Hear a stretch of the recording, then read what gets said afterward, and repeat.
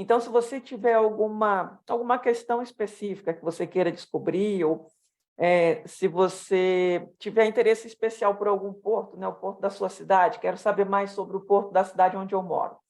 Aí eu vou dar algumas recomendações aqui para você poder fazer esse levantamento, esse estudo, e entender um pouco mais sobre os portos que interessam mais a você. Primeira coisa, existe um normativo publicado por cada capitania dos portos, chamado Normas e Procedimentos das Capitanias dos Portos. Esse documento é publicado, né, toda capitania publica esse documento relacionado a cada um dos portos sobre o qual ela tem jurisdição. E esse documento ele contém várias informações, como, por exemplo, recomendação de uso de rebocadores, limitações operacionais de cada um dos berços, de cada um dos portos, regras de habilitação dos práticos e como fazer a manutenção da habilitação dos práticos, etc.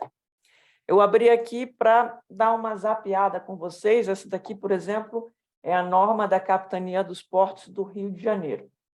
E a NPCP do Rio é um documento que, quando a gente está se preparando para a prova prática oral, a gente tem que saber todos os detalhes desse documento aqui, né? A gente sabe, né, as limitações operacionais de cada um dos berços do porto, sabe quais são as regras de utilização de rebocadores, né?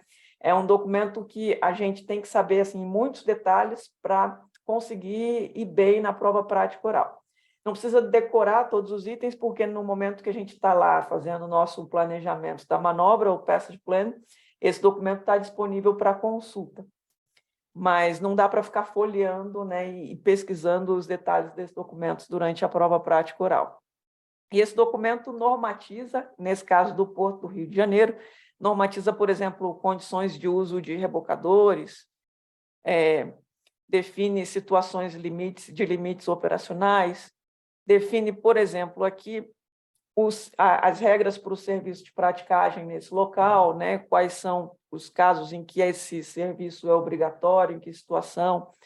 Enfim, é uma regra básica que todo porto tem, e aquele porto que interessa mais você, eu recomendo fazer essa pesquisa.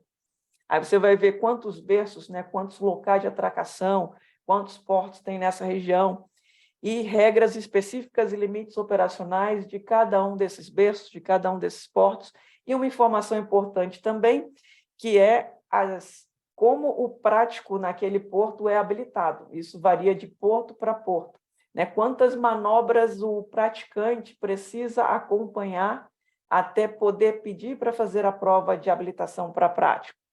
E também regras de manutenção da habilitação, que é quantas manobras a cada quadrimestre um prático precisa fazer para se manter habilitado naquela zona de praticagem.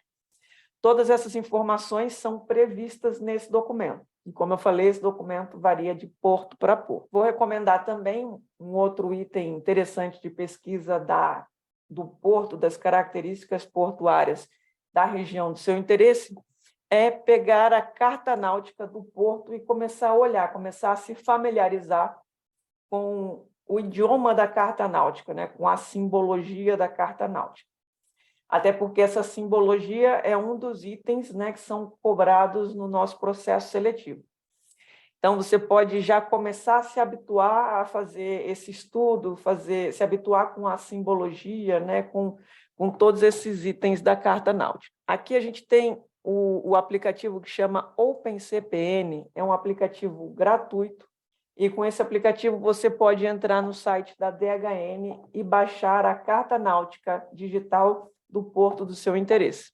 O site da DHN é esse aqui. Aqui você consegue visualizar as cartas náuticas disponíveis para download. Tem aqui dos mais diversos portos, e aí você pode fazer esse tipo de treinamento. É um treinamento interessante, que é uma coisa um pouco mais prática, e se você não tiver experiência na área náutica, já começa a dar uma percepção também mais interessante, né? Um treinamento que é valioso a longo prazo. A Carta 12.000 é o documento que explica, né, o que significa cada um dos símbolos da Carta Náutica. Essa aqui, por exemplo, é a Carta Náutica do Porto de Natal, e quando você baixar de algum porto do seu interesse, você vai ter aí diversas informações relevantes, Por exemplo, esse símbolo aqui, né, um símbolo bastante importante para a gente, que é o símbolo de ponto de espera de prático. Sempre quando você abrir uma carta náutica e observar esse símbolo, você sabe que é aqui onde o prático embarca e desembarca, nessa região. Esse aplicativo aqui chama OpenCPN, ele é gratuito. Não é assim, né? Não é muito intuitivo, mas depois que você pega o jeito, você consegue usar com bastante facilidade. Isso complementa o seu estudo, né? Já que é importante durante o estudo você conhecer, por exemplo, o que significa cada um desses símbolos, a diferença entre cada uma dessas cores aqui na carta náutica, né? Diferença entre simbologia de profundidades e todos os detalhes que são representados graficamente nas cartas náuticas. Dando sequência aqui, um outro elemento que você pode usar para observar a região do seu interesse são as cartas sinóticas. As cartas sinóticas são essas cartas aqui que representam a pressão na superfície nessa região. Essas linhas representam pontos de mesma pressão atmosférica. E aqui você consegue ver regiões de alta pressão, regiões de baixa pressão. Você consegue observar aqui a direção do vento na região. Essa carta sinótica refere-se ao dia de hoje e a 0 horas, né? Então, a Marinha disponibiliza essa carta sinótica em períodos de 12 em 12 horas. Você consegue ver aqui e, com isso, você consegue saber o estado do tempo na região do seu interesse. É um estudo interessante também, né? Muito relacionado com o nosso estudo de meteorologia. Quando você começar as leituras de meteorologia, o livro tem uma descrição do que significa cada um desses elementos aqui da carta sinótica, e com isso você consegue entender um pouco mais sobre o clima, sobre eventos meteorológicos relacionados aos portos do seu interesse, né? Um estudo interessante. Uma observação interessante e com relação aos portos, fazer uma observação com relação às questões meteorológicas. Em relação aos portos aqui de Espírito Santo para cima, quando a gente estuda um pouco de meteorologia, a gente vê que as frentes frias elas são dissipadas aqui na região de Espírito Santo, Salvador. Então, de Salvador para o norte, a gente não vai ter mais os efeitos de frente fria, que são normalmente, né, ventos muito intensos e tempestades, né, aqueles eventos de mudança climática mais radical, que oferecem mais risco ao embarque e desembarque do prático. Então, um ponto aí de atenção, se isso é uma preocupação para você, é que do Espírito Santo em direção ao sul, a gente vai ter possivelmente eventos meteorológicos mais intensos, incluindo ventos mais fortes, temperaturas mais frias, e situações que dificultam e tornam mais desafiadoras o embarque e o desembarque dos práticos. Do Espírito Santo para o norte, a gente tem normalmente menos risco envolvendo esse transbordo do prático. Para finalizar as informações relevantes sobre os portos, eu trouxe a estatística que está publicada lá no blog, que é a estatística do número de manobras por prático nos últimos 5 anos, em todos os portos, né?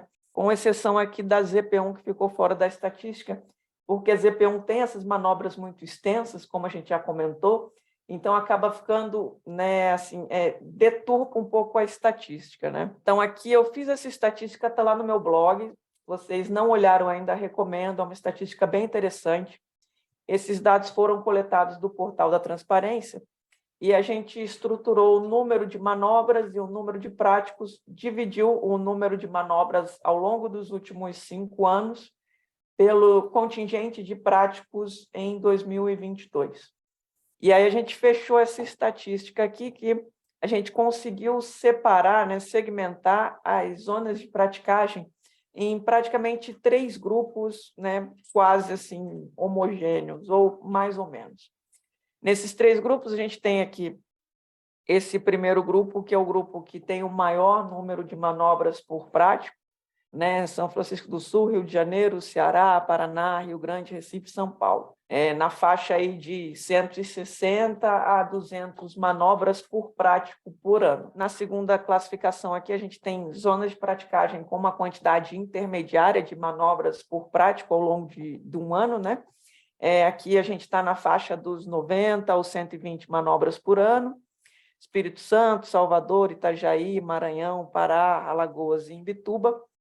E aqui as zonas de praticagem com menor número de manobras por prática. Areia Branca, Lagoa dos Patos, Amazonas, Natal, Sergipe e Paraíba. E aí vocês podem acompanhar esses números, ver, né, fazer uma análise. Tem o rascunho aqui, se vocês quiserem olhar embaixo, né, o rascunho dos dados brutos, se vocês quiserem fazer alguma análise complementar. Mas os gráficos eles são um bom indicativo, né, que é uma pergunta que sempre fazem, mas qual, né, qual o porto mais movimentado, como é que é o movimento dos portos. Então, a gente tem aqui uma referência interessante.